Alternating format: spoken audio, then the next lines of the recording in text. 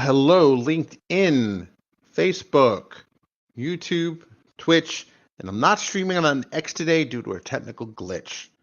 But that's okay, because today has been a day of glitches. You can catch me at the following URLs. Speaking of X, Frank Diggs Data. Also works for Instagram too, which I've been posting a lot of the reels that you see on YouTube Shorts and also on LinkedIn. I also cross post them to Instagram as well. You can also catch me at datadriven.tv, where we just launched a new episode. Just went live. I will do the plug for it right here at this exact point in time. Share that tab. Let's see. Hide this and turn that back on. There you go. Data driven right here. Episode 384. Can you believe it? Can you believe it? 8 seasons, 384 shows. This is the 23rd show of season 8. And Andy and I would joke quite a bit about how we didn't want to disappoint people on our season 8 like Game of Thrones did. I dare say I don't think we did, not to the same degree at least. But with that in mind, you'll notice that if I pull back that little lower third right there, there's another URL there, Impact Quantum. Impact Quantum is now going strong. And today is actually World Quantum Day. And what a day of glitches it has been. My oldest was very sick. So I had to stay with him, get him to the doctor, stay with him. So I was going to go down to the pre-con for Quantum Tech USA conference that's happening in DC. I will, however, be there tomorrow, barring any other unforeseen illnesses and any other kind of snafus in scheduling. But I just thought I would share this because I think it's kind of cool. I totally forgot it was World Quantum Day until I pulled up Google and I was like, what's this look like? These spinning plates, they kind of look like qubits. And then I click on it, and that's exactly what it is, celebrating World Quantum Day. And obviously, superposition kind of being the most obvious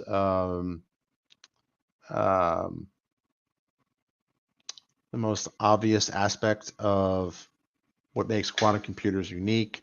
But there's clearly a lot more. And if you go to impactquantum.com, let's see if I can pull that up here. The site is actually a little bit redesigned. I'm not completely happy with the colors and whatnot, but hold on a second for a live stream.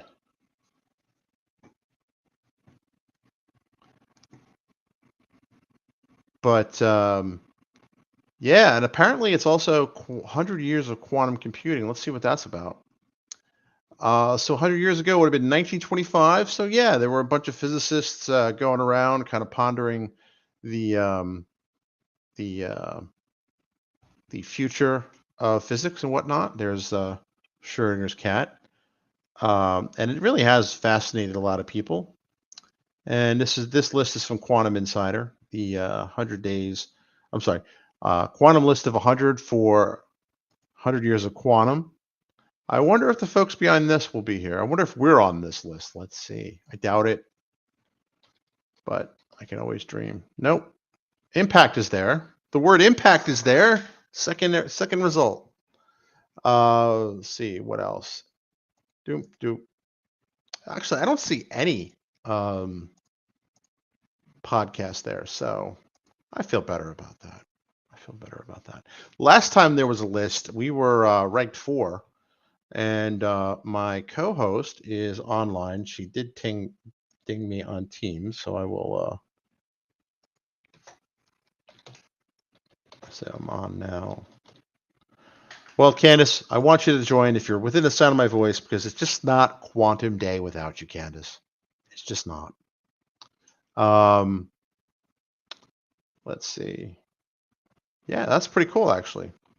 I am going to blog about this. I did not realize that what made this um, quantum day so special. And a lot of interesting um, things here. Join us in exploring the future of computing. 3 world-world problems that quantum computers help us solve. Oh, that's a pretty cool video. Oh, we can even listen to the article. That's cool. Better medicine, better batteries, new energy sources. Absolutely. Better medicine, right? You can obviously do a lot about how the human body and biological systems and chemistry work together. That'll definitely do. Better batteries.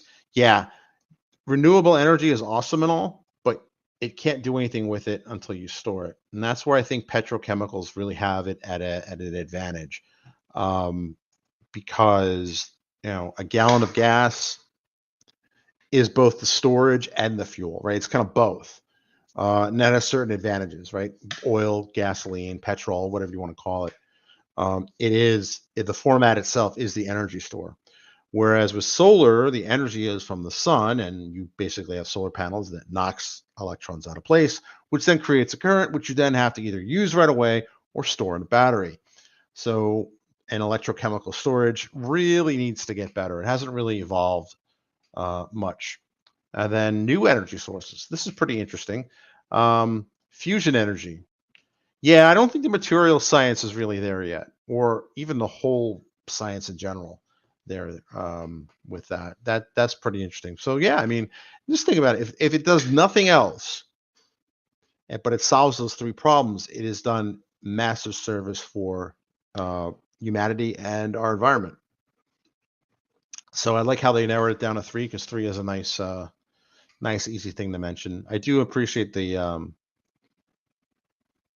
qubit animation, and I do appreciate that. Totally forgot, and that makes sense because the Quantum Tech USA in DC. This is taking place. I will be there tomorrow. I'm kind of bummed I did miss the quantum one, but a sick kid's going to be a sick kid. The today was all about um, hang on. Ooh, download that. We'll take a look at that. Today was all about quantum encryption, which would have been particularly unique because we're in DC and there's obviously national security concerns around that. So let's take a look at what this says. I'm going to share this tab instead. And Quantum Tech returns to DC. Here's the attendee brochure. If you're able to go there, I would go there. Obviously, kind of short notice. But let's see. There's the agenda. Making quantum tech unique. This is all the folks who are going to be there. Government, corporation, analysts, academia. Looks to be really interesting concept. I'm excited about it because I've never been to a strictly quantum conference. The closest I came to it was a Microsoft research event, which was really focused on AI and machine learning, but not necessarily quantum as a means to an end. So it'll be interesting to kind of get some of the impact, the feed right from here directly. And actually, Andre Koenig has already been a guest on the podcast in season 2, I believe. So I have to say, I am very happy to be going there. Hopefully tomorrow there'll be no sick kids or whatnot.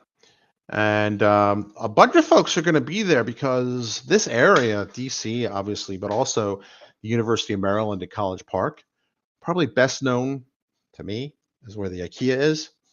But it's also where the University of Maryland is, where this gentleman, Alex Kahn, who wrote this book, we actually have him on the show. We recorded his episode, and I remember talking to him, and Candace is awesome. She handles a lot of logistics around handling guests and things like that, which is why we've been able to get so many shows out the pipe since February. We launched in early February, and we're already at show published, at least. I think show 8 is published. Great show, by the way, with Anna White talking about how they're using quantum algorithms to create. Don't tell me. Um, what do we create to do dating apps? Sorry. Right, so to come up with these algorithms to find dating matches, which certainly has certain romantic connotations, like, hey, you're not just my soulmate for this universe, but across the multiverse, right? Um, but this gentleman was here, and Candace has set up the thing, and I dropped in on the pre-call that we do because we like to do pre-calls for this because it's definitely makes for better content of episode, and just Andy and I have never gotten the logistics down to make it work. Candace has been awesome that way, and he was describing himself, and he's like, worked at previously was at the University of Maryland doing this stuff, and I'm thinking to myself, this guy kind of sounds familiar, Alex Kahn. I'm like, I know that name from somewhere. And then he mentioned that he wrote this book, and I was like, no joke, I have that book. I've read, well, not a lot of the book, but I have read it. And I'm hoping, honestly, he'll be there tomorrow, I believe. So I'm hoping I can get this signed. So that would be really cool to have that. But I'm excited to meet folks and just learn and listen and see really where the buzz is in this space, because certainly 2025 has been a banner year for quantum. I know, this is, as Google has said, it is, let's see, 100 years of quantum. But when it comes to quantum computing, this year has been particularly intriguing. And I think it really speaks to the fast motion of this space and how things are going, and how things are evolving in quantum computing. Just because the amount of changes that have happened, a lot of announcements, starting with Willow, and completely coincidentally, my new dog is named Willow. She came with that name. So, given its importance to quantum computing, I decided to keep it. Plus, it fits her pretty well. And speaking of dogs, there's a dog right there who's sitting on the chair behind me. So, what do you think? What do you think quantum computing would best be used for? I do like the way that they had said the 3 real world problems this could help solve. But I also like the fact that Google is working on this, right? And if you look, I mean, plenty of organizations are working on this. State actors, not state actors, public sector, private sector. There's obviously a technology play here, right? Microsoft. Actually, I'll be curious to see if who from Microsoft Quantum will be there, and have I spoken with them before? There are definitely people from Microsoft Quantum I would love to have on the show. Hint, hint, anyone in my network. And despite today's article that I wrote, I still am very much rah rah Microsoft. And for those of you who don't know, the article in question, let me pull it up. My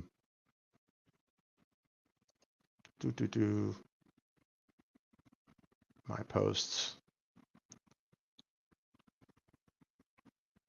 Bear with me. So it's allergy season here on the East Coast, definitely in the DC area. And I today have been really been having sinus headaches for the last couple of days. And for those of you who know me, when I get sinus headaches, I don't know what it is, but I can channel into the same chaotic energy of Hunter S. Thompson. And I do dip the pen in bitter ink, as the cool kids would say. I think that's a Huxley phrase. I don't know, one of those famous 20th century hoity-toity authors, right? And really kind of read an article earlier today on, it was TechCrunch. I think it was TechCrunch. And it was basically bemoaning the state of Windows. And, been using Windows since longer than I care to admit. I think the first time I had a Mac at the time, my first computer was this bad boy here, which has still not been put back into its rightful place on the shelf since April 1st, which is the anniversary when I got this very here machine. Then I got a Mac when I was a freshman in college, Macintosh LC. And then I got, what was the next computer I got was another Mac, and then a couple of times later, then I got an E-Machines. But also, actually, no, it was a Compaq 386 that I gotten, and it ran Windows 3.1. Actually, fun fact, I ran a Lotus Note server there. So we had a Lotus Note server in my apartment in college. I know, it's totally nerdy. Probably one of the only Lotus Note servers in the Bronx, like ever to exist. So I kind of really thought about it. At first, I was like, "Oh God, what's this? It's more anti-Microsoft this, right? Or this, that, that." And I kind of read about it, and I kind of got mad. And you can tell I was mad when I wrote it because one, I had a sinus headache. But I basically go into how I've been a Windows user, like I said, since the early 90s. I think 3.11 was the first one I really liked using. That was mostly because I had TCP/IP integrated, but I did have Windows 3.1. And then I ran NT, big fan of NT. That was really kind of, I think, a breakout moment for me that, this was a serious kind of, platform that could compete with the bigger kind of server metal and things like that in the background. But over the years, I've been using, I had early versions of the next versions of Windows running on at least one computer. Obviously, I'm still a multi-computer household. But I ran Windows 10 when it was still early. I ran even Windows 8 when it was still a prototype. I ran all of these operating systems ahead of time. Vista, I don't think I had XP early, but I did get it the day, I did install and run it the day it came out. Except for Windows 11. There are a lot of things in Windows 11 I quite frankly didn't like, and I'm still not a big fan of, if I'm being completely honest. And this is kind of what led me to write this, right? And if you look around, I've got a lot of computers, right? And this one right here that I'm talking to you on is really the only one that has a TPM chip in it. Now, I don't have a lot of, well, it's not true. The last couple of computers I've gotten, one was for my wife, one was for my son. My wife immediately demanded I install Windows 10 on it, which of course I did. My son has Windows 11 because, I don't know, teenagers. But the last two laptops that I've gotten have been Macs on Apple Silicon, just because the battery life on those is just so surreal. And then work got me an M3 MacBook, which is fantastic. I can't tell you how good this thing is. So the short of it is that a lot of people are very unhappy with Windows 11. The quality is not there. I can't drag the, used to be able to move where the taskbar is. Some people like that. What I don't like is the thing that really set me off is two things. One was, well, three, but one is I couldn't remote desktop into my computer because somehow the GPU would cause some kind of system failure, which I think is kind of annoying. All right, upgraded that. Now, randomly, the taskbar will disappear on me, right? And not just the whole taskbar, just the one with the time. So if I need to watch the time or see whatever the notifications are, it's just gone, right? It does appear in the other windows in the system because it's a 4-monitor system. But I'm like, why, right? And that kind of annoyed me. And then trying to set up urgently for my teenager, he needed to print something out urgently, and the stupid print dialog that's part of the new control panel does not work, or did not work with that printer. And the printer is new. His laptop is a year and a half old now. The printer is maybe 8 months old now, and it's just extremely frustrating for the printer dialogues that they have, kind of with a new style, just not work. So actually, how I ended up making it work was going through and saying control printers and then adding it through an IP address. Then it worked fine. which is just kind of, I can't imagine what a normie would have to go through, because I know the shortcuts, how to get there and all that. Not because I'm like super genius or whatever, though I would like to hold on to that illusion, but mostly because I've been using Windows, like I said, since like 1991. In one form or the other, I've been a Windows user since 1991, which is alarmingly a long time ago. And so I've seen it. I've seen it in its good days. I've seen it in its bad days. I even like Vista, right? And I actually thought that the usability problems around Windows 8 were radically overstated, ridiculously so. So this article has gotten a lot of buzz, which I suppose, from one point of view, is not a bad thing. But there's a lot of people that agree. There's some people that disagree. Most people on LinkedIn seem to have posted that they agree. But also, I posted this on a Microsoft Old Timers forum that's on Facebook, and there's I got a lot of love and I got a lot of hate. Um, but I just don't see this as the platform everyone wants to build for anymore. And this is not new. I mean, this was, I mean, the demise of UWP and things like that. And you can easily walk away from this, is that, I'm not anti-Microsoft, far from it. I love my time at Microsoft. I'm sad that I'm no longer an MVP, also. But, in terms of their cloud and AI offerings, I think they're among the best. I would say second to none, but a lot of amazing things come out every day. So who knows where we are? But it's definitely a massive contender here. And their quantum innovation team is also awesome. Which, let me loop that back into quantum, because that's really what this live stream is about. So don't think that I'm hating on them, because I'm not. Um, I have a very high opinion of Microsoft, and because of that high opinion, I'm very disappointed at how Windows has been treated. It seems like a lot of the brain trust has moved over to other divisions, and that just, to me, is a lost opportunity. Or if they left the company altogether. I just think that there's so much potential in Windows. I mean, over 1 billion devices run Windows, and there's just so much opportunity there that it disappoints me when I see the quality go down, or the attention to detail. The pride in craftsmanship, I believe, was the one of the design tenets for Windows 8, right? It's just not there anymore. And there's just some quality issues that they need to work out, and update schedules, and just basic feature sets, things that have changed that really don't need to have changed. I go into details in the article, but suffice to say, I've gotten a lot of feedback, but it's either been they agree with me, or they do this.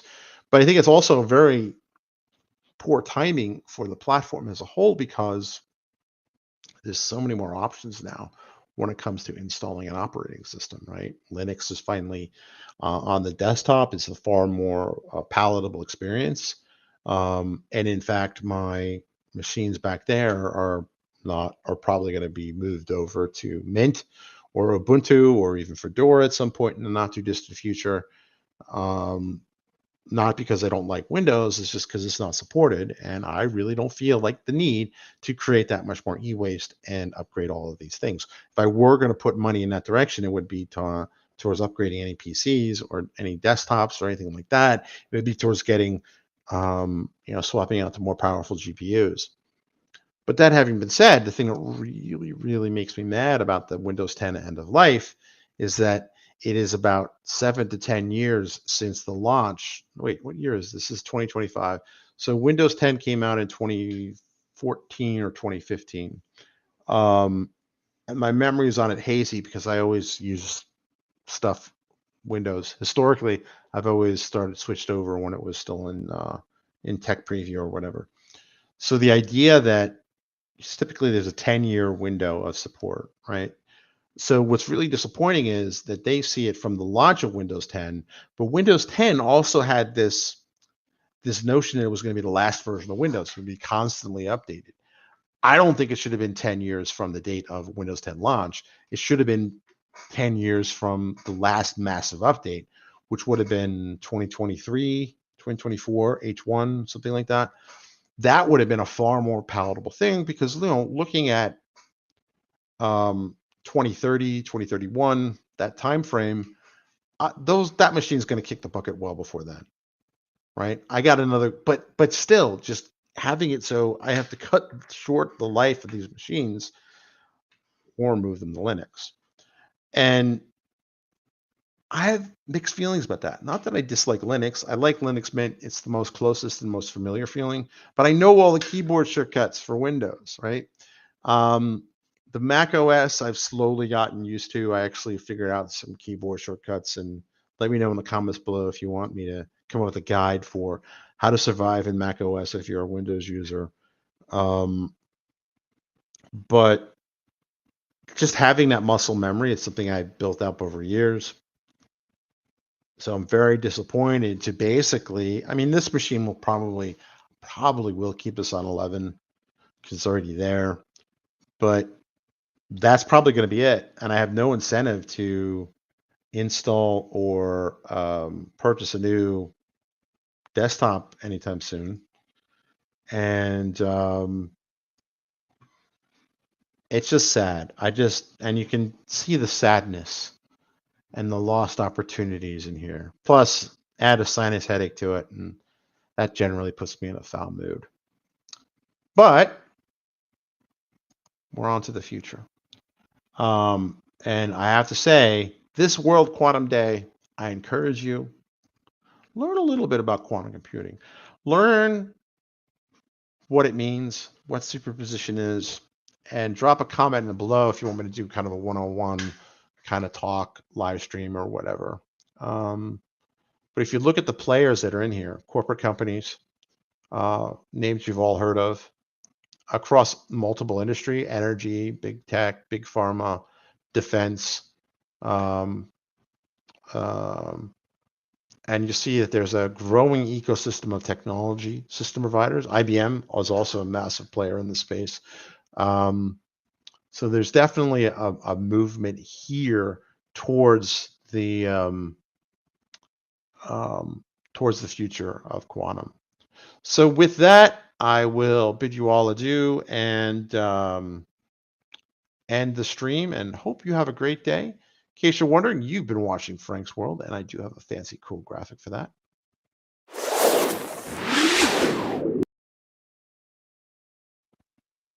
Fortunately, the Mac runs all the Adobe tool sets just fine. So it actually runs Word, Excel, all the Office stuff too pretty well.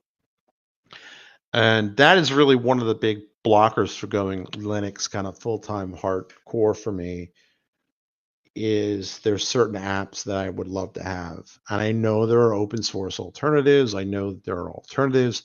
But again, moving application platform and an application at the same time while trying to be productive is no small task. But I guess other generations before us have had it far worse than us. And I encourage you to, if you're in the DC area, see if you can stop by. And if you are going to Quantum Tech, stop by and say hello. I will be there. I will be the one. I don't have my camera rig here, but I will have my motion stabilization camera and whatnot. And you have